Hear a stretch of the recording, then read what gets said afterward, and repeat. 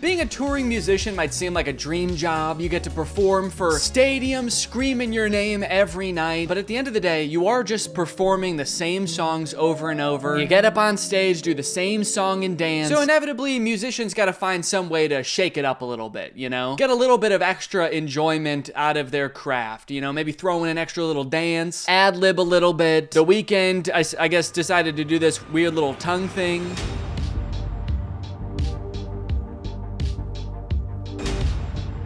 Sick, man. That's cool. Do you think if he held up the microphone to his mouth while he was doing it, you would hear? It's such a confident little dance to do, too, while you're doing the weirdest thing imaginable. This is what the people came to see. This is how it's done. Oh, God, there's another angle. Was this the same show? I wonder. BC place, maybe? Vancouver? Was this also in Vancouver? I can't tell. I can't tell if this was the same show. I don't know if he was doing it the whole tour. This video's from 2022. At the very least, I can tell you, I don't think he's doing it anymore because I just saw him a couple months ago and he didn't do it then. Thank God.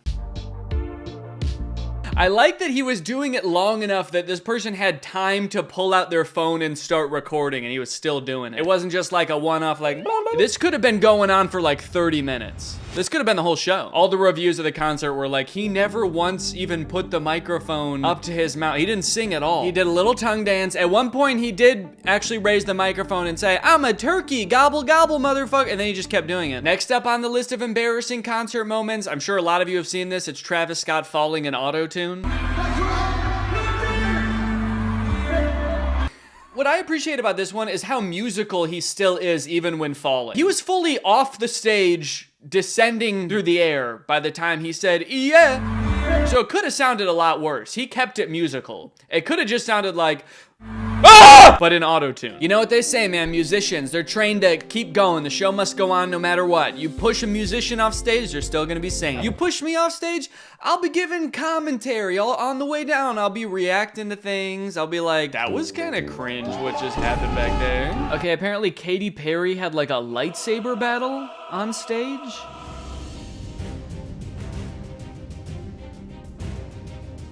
Now, you guys might think that this is kind of corny, kind of cringe, but the crazy thing is, this wasn't planned. Katy Perry has no clue who these guys are. She's actually defending herself right now. I like that she waited until he was all the way up in the air to swing where he was. And right now seems like the right time to swing. Go!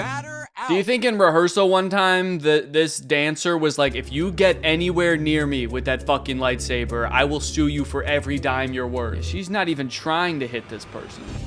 Whoa, whoa! I feel like this type of thing could never look good on stage because supposedly she's singing, right? So like you can't get that out of breath. You can't be swinging around that much on stage, actually giving it your all, actually trying to kill an alien. Because you've got a show to put on, you know? You've got to give the people what they want. So in that sense, I get why it looks like she's totally phoning in the choreography here. But then that raises the question, why in the world did they think this would be a good idea to put in the concert anyway?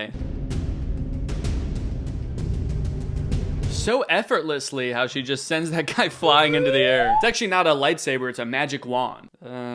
Whoa! Guys, you ever seen dogs this cute before? These are my dogs, Sunday and Zero. If you've watched my channel for a while, you know I take the job of being a dog dad very seriously. I want to make sure that these dogs get the best. But unfortunately, traditional kibble dog food just doesn't cut it for me. They have a ton of filler ingredients. Who really even knows how processed they are? And I just want to make sure that my dogs are getting good nutrition, a balanced diet, high quality ingredients. And that is why I am very happy that Sundays for Dogs is sponsoring this video. I would feed my dogs Sundays even if they weren't sponsoring these videos. I think it's a fantastic dog food. My dogs love it. This stuff is formulated by a vet. It's made with human-grade ingredients, free of synthetic fillers, so I know I'm giving my dogs something healthy when I'm giving them this food. In fact, when I switched them over from kibble to Sundays for Dogs, I noticed significant changes in both of their furs, like they both got softer. They also seem to enjoy the process of eating this food a lot better. Unlike regular kibble, this is not like dry and crunchy. It's air dried, so it's more of a soft jerky texture. I can just break this piece in half with one hand. Luckily, unlike other healthy dog foods, Sundays does not require being frozen or refrigerated. You store it the same as you would regular dog food, so it's easy to store and easy to serve. So what the heck, guys? Give your dogs the gift of Sundays. Watch them fall in love. Get 50% off your first order at sundaysfordogs.com/Greg, or just use my code Greg at checkout. That's sundaysfordogs.com/Greg,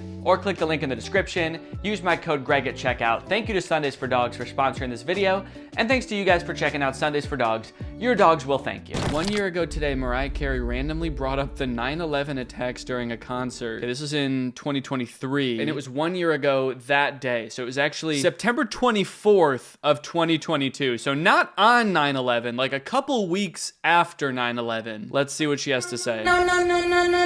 Well, you don't want to hear about 9/11.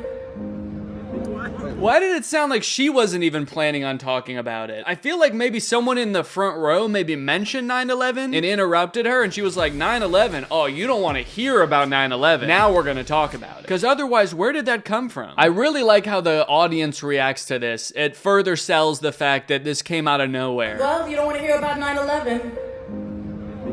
We're not getting any cheers, woos, claps, or anything. I'm hearing dozens of people saying, what? Thank you. Thank you.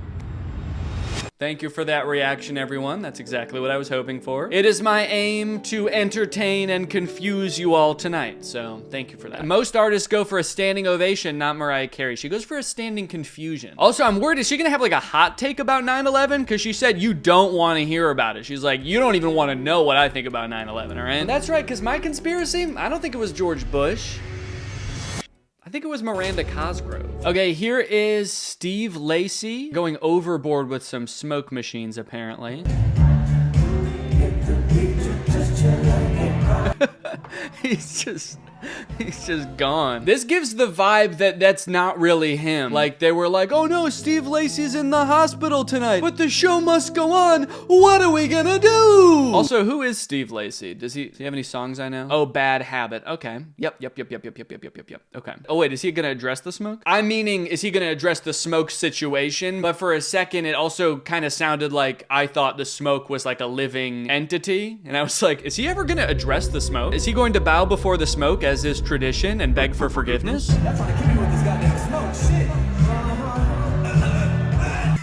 He just dies. Help! I can't breathe. Everyone's like, yeah, fuck, he can't breathe. So the tour that I did with Drew and Curtis back in 2019 was like very heavily produced. There were like lights and sound effects and shit. And every night before the show, we would run like a fog machine because I guess like the light beams that come from all the big lights, you can see them, you know, it creates a lot more atmosphere when there's actually fog. But there were a few times where I think the fog was a little bit overdone and we would come on the stage and it would be like way too hazy. Like the audience could tell and we could tell. I forget if we ever addressed it or not. I think we probably did. So all that to say, I think these fog machines, smoke machine things can get out of hand very quickly. So I don't blame him. I blame the smoke itself. It is a selfish beast. He's actually not there anymore. I think this was a disappearing trick. Look at, he's there. The smoke consumes him, and then he's gone. All of a sudden, everybody hears like, everyone, look behind you! Everyone turns around, and he's there, but he's dead because the smoke killed him. These motherfuckers, I swear, they tried to kill your favorite bitch! They tried to fucking kill me! Who is she talking about? Who tried to kill her? Is she also talking about 9/11? I was in the towers that day! This video just reminded me of, I don't know why this video reminded, have you guys seen the video of Kanye West like sprinting across the stage during Touch the Sky? I don't know why I'm like asking you as if you're gonna, like, this is a live stream. Did you? Did you see it? It's okay, I'll wait. Now you're just being rude. Okay, this one's a good one. I really like this one. Drake performing the end of Headlines. This looks like a really old video.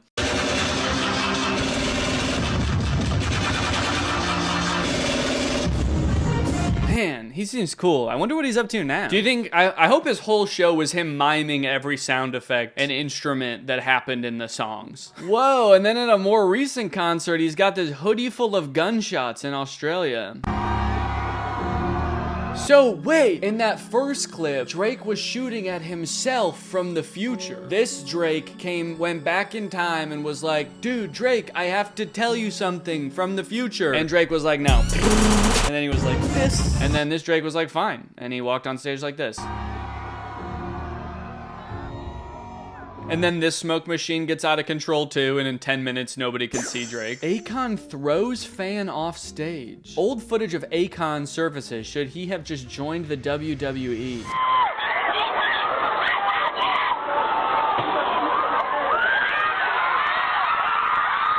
What the hell? Why, Akon? Why? Who's next? He does the whole audience one by one. This is his workout. This is just how Akon works out. Yeah. Wait, why isn't there any music playing also? Is this a concert? Is this what Akon concerts are? He's like, not feeling any music tonight, guys. We're not doing any songs. I was getting a little tired of the songs. Tonight we're just gonna be doing wrestling. You know who should get Akon on tour? Katy Perry. They could duel together. They could fight each other. Oh my God, yeah, okay, so he threw him on top of other people, so... Oh, but he looks okay. He looks confused, as does everyone else around. Now, Akon definitely doesn't have a single song where he needs to be doing all that. Does Akon rage like that? Like, I could picture that at a Travis Scott show, but Akon? What's like the most popular Akon song? Smack That. More like Smack Down. I Wanna Love You? More like I Wanna Throw You. Locked Up? How about Tossed Up? Okay. That time Miguel leg dropped a fan in the audience. Who's Miguel? Miguel is an American singer-songwriter, best known for... Okay, I don't know him, but he's gonna drop kick somebody.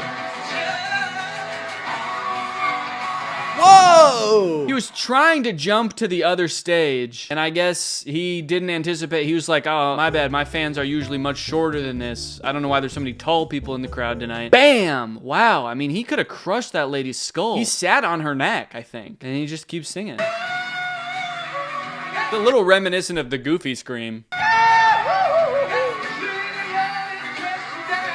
Okay, so he reaches back to be like, oh, are you okay? Oh, we're cool. Look at that. She's okay, everybody. That's not even the lady he crushed. She's got blonde hair. These two ladies have dark hair. This lady back here is the one he befriended. Yeah, they're off to the hospital. They don't have time to talk to Miguel. I like when moments from concerts blow up and then they inevitably get comments that are like, he doesn't need a single song where he needs to be doing all that. Now, Akon definitely doesn't have a single song where he needs to be doing all that. I want to someday make a song where I do need to be doing all that. Like, I want to make a song that's so insane that you could see me doing anything on stage and people would be like, yeah, that makes sense. He should be going harder, actually. Fergie sings the national anthem at the NBA All-Star Game. This has 30 million views. By the dawn's early light, and let's least ring. Whoa. Oh no, he looks like he's about to cry. Everybody's having a slightly different reaction. They showed Chance. He was laughing. Some of them look like they don't want to be on camera at all. They're like, get that shit out of my face. I don't want to be a part of this in any way. Okay, well, it looks like the most rewatched part is over here. Let's go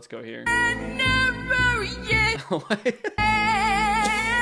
Never yet wait. She was like, how many extra syllables can I make this song? They said they were gonna pay me for every syllable, so.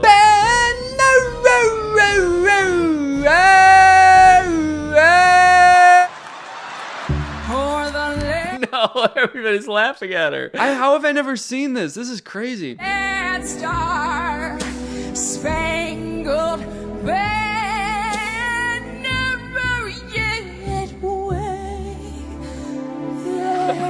He's bewildered. He's never heard anything like it. Dude, I feel like everyone is so unanimously like giddy about this that I feel like both teams playing in this game are about to be like, you know what, guys? Let's just go out there. Let's just do this. Can we call a truce? We're just doing this one for fun, all right? Let's just have a good time out there. Who needs points? Let's do a no points game. And the home of the banner. Well, that was beautiful, and I think that's honestly a great place to end the video. So I hope you guys enjoyed this video. Make sure you subscribe to my second channel here for some more, you know, just kind of like mid-level content, and I'll see you guys next time. Bye-bye.